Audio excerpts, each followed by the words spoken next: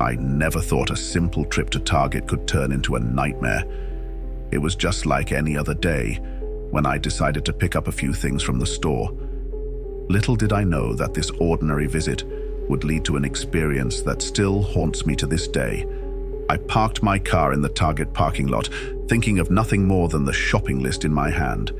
As I strolled through the store, I felt the usual calm and peaceful atmosphere that one would expect in a retail giant. Little did I know that my world was about to be turned upside down. After browsing the aisles and gathering the items I needed, I proceeded to the checkout. I felt a growing unease as I noticed someone who appeared out of place. A tall figure wearing a hooded sweatshirt and sunglasses lurking in the store caught my attention. I couldn't help but feel like they were watching me. I tried to dismiss it as mere paranoia and paid for my purchases. As I left the store and headed towards the parking lot, a sense of dread washed over me. The same figure I had seen in the store now stood by my car, leaning against it as if waiting for me. I couldn't see their face due to the hood and sunglasses, but my instincts were screaming that something was terribly wrong. Heart pounding, I quickened my pace and made a detour, pretending to browse another store nearby. The stalker followed suit, maintaining a calculated distance. I realized I had to do something to escape this unnerving situation, so I decided to text a friend about my predicament. The text message read, "I think I'm being followed in the Target parking lot. Can you call the police or come to pick me up? I'm really scared." The reply came quickly. "Call 911 and stay safe. I'm on my way." Trembling, I called 911 as I continued to navigate the strip mall. The dispatcher assured me that an officer would be dispatched immediately.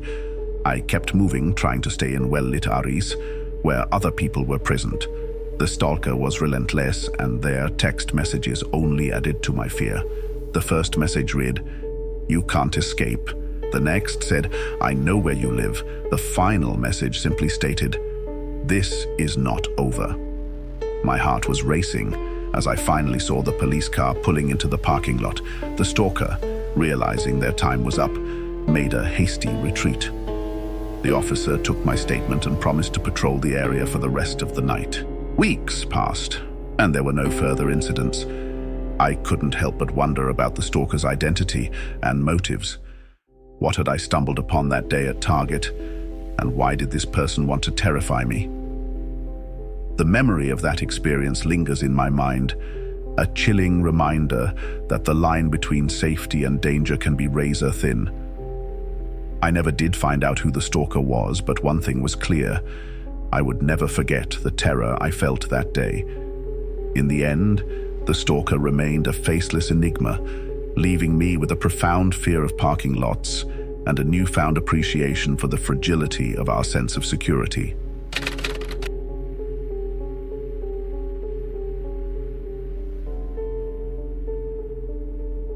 I had just begun my late shift at Target, and the store was unusually quiet that night.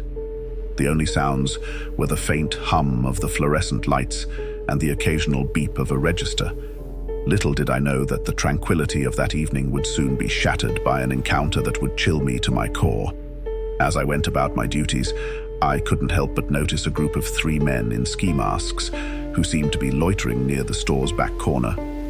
Their presence was odd, to say the least, and their choice of attire, especially in the middle of summer, was deeply unsettling. My curiosity got the best of me, and I discreetly observed them from a distance. They huddled together, speaking in hushed tones, and occasionally glancing around as if they were expecting something or someone. The ski masks concealed their faces, making it impossible to discern their expressions, but their body language spoke volumes. I couldn't shake the feeling that something was terribly wrong.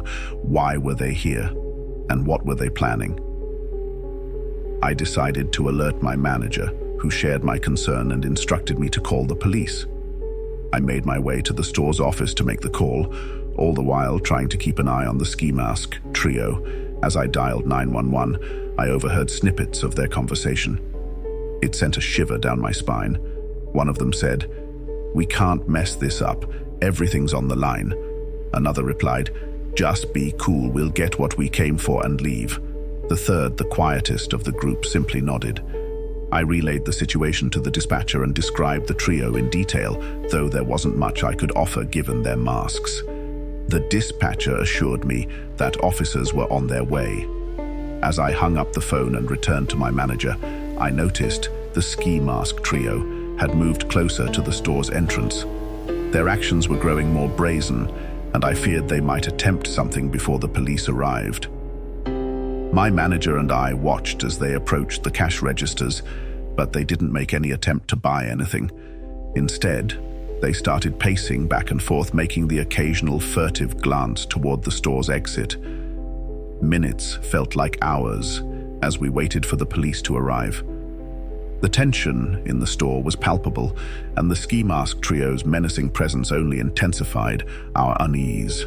Finally, the sound of sirens approaching brought a glimmer of hope.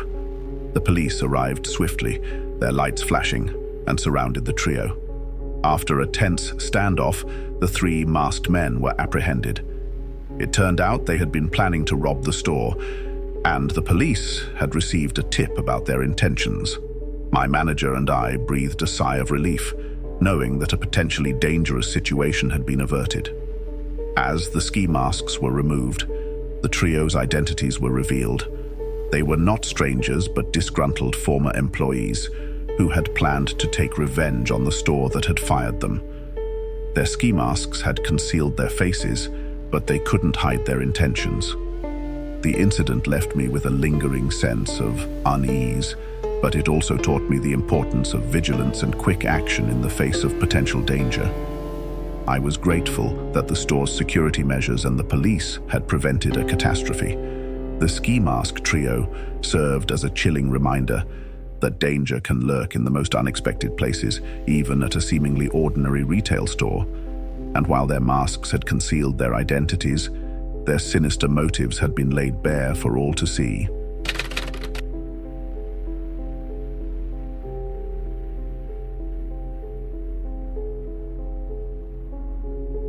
It was just an ordinary evening, or so I thought, as I wrapped up my shift at Target.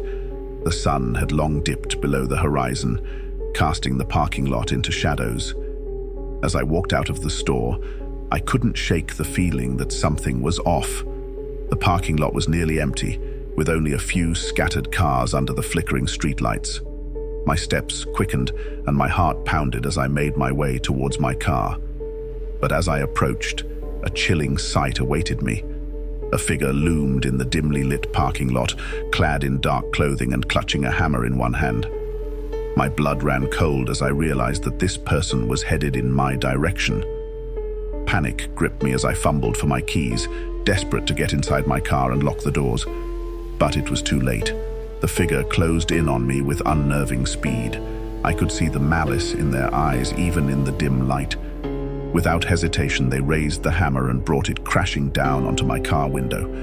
The shattering glass was deafening, and my screams pierced the night. In a desperate frenzy, I dove into the car, narrowly escaping the shards of glass that rained down. With trembling hands, I locked the doors and hit the gas pedal. The assailant stood there, their face still obscured, watching me from the shadows.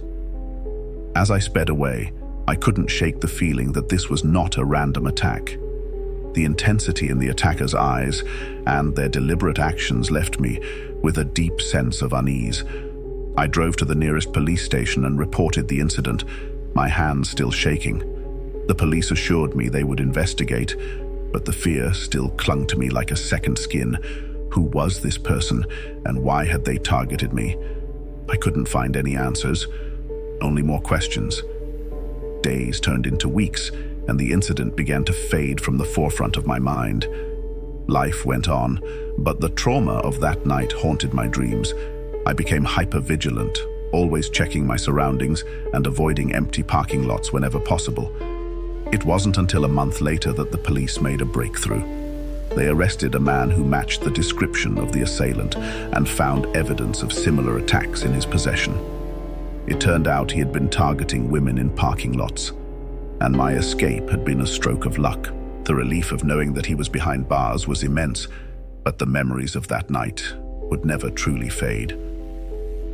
The hammer-wielding attacker had left an indelible mark on my life, a constant reminder of the dangers that can lurk in the most mundane of places.